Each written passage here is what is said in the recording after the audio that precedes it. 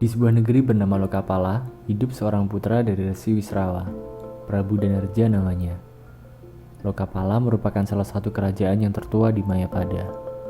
Pendiri Lokapala sendiri adalah Prabu Andanapati, yang merupakan putra dari Batara Sambodana. Suatu malam, Resi Wisrawa melihat anaknya sedang termenung sendiri.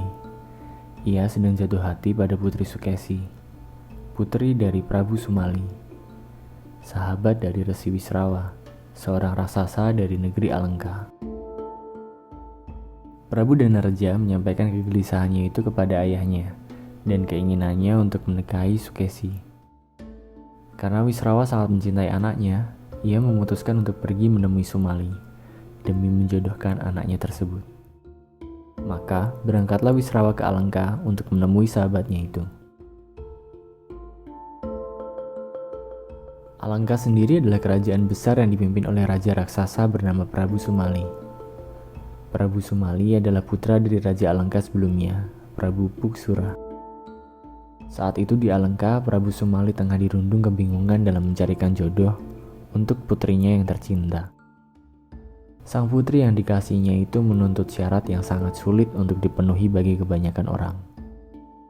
Di sisi lain, Paman Sukesi, Jambung Mangli, menghendaki Sukesi menikah dengan seorang satria yang mampu mengalahkannya.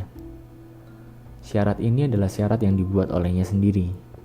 Dan memang, hingga kini tidak satupun para ksatria dan raja yang datang ke Alengka mampu mengalahkannya. Sebenarnya Jambung Mangli menginginkan Sukesi. Ia tidak ingin ada orang lain yang mempersunting Sukesi.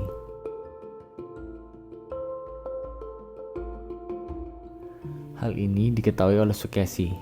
Maka dari itu, Sukesi pun akhirnya meminta syarat khusus yang tidak bisa dipenuhi oleh Jambung Mangli, yaitu untuk bisa menjabarkan isi serat sastra Jendra kepadanya.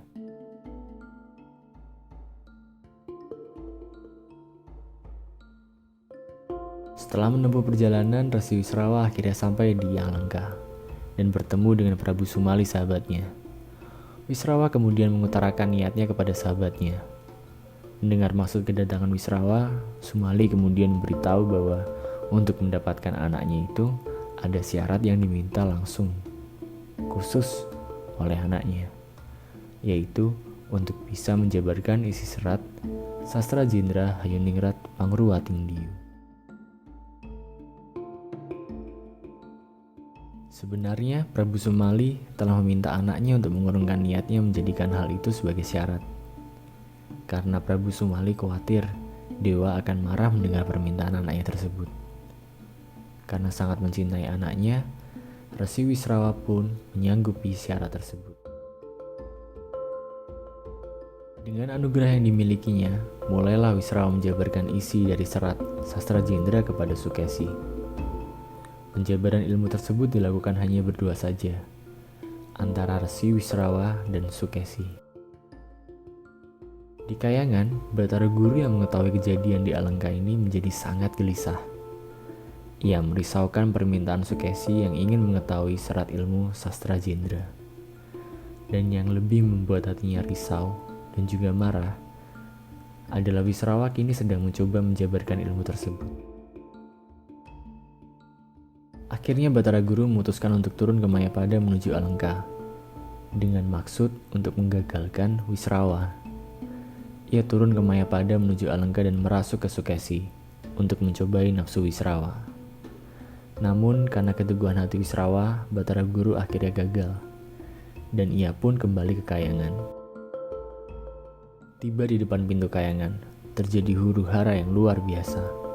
Di dalam suasana riuh tersebut, terdengarlah suara-suara yang mengatakan untuk mencobai Wisrawa dan Sukesi secara bersama-sama. Mendengar hal itu, dipanggillah Dewi Uma istrinya, dan diajaknya Dewi Uma untuk turun ke Mayapada. Kali ini, Batara Guru kembali ke dunia bersama Dewi Uma untuk mencobai Wisrawa dan Sukesi bersama-sama. Pada saat yang sama, di Alengka, dua insan berbeda jenis saling berhadapan. Resi Wisrawa yang sedang menjabarkan rahasia ilmu agung kepada Sukesi, tanpa disadarinya ada dua titik cahaya yang menerobos masuk dan meraga sukma ke dalam diri Wisrawa dan Sukesi. Dua titik cahaya itu tidak lain adalah Batara Guru dan Dewi Uma. Dewi Uma yang mempengaruhi nafsu-nafsu Sukesi, dan Batara Guru yang mempengaruhi nafsu Wisrawa. Keduanya saling menggoda dengan sangat kuat, dan akhirnya Wisrawa dan Sukesi tidak lagi mampu menahan godaan. Sebelum Wisrawa mampu menjabarkan keseluruhan serat sastra Jendra, runtuhlah dinding pertahanan Wisrawa dan Sukesi, hingga keduanya larut dalam cumbuan birahi yang membutakan mata mereka. Wisrawa melupakan tujuannya datang ke Alengka yang semula untuk anaknya.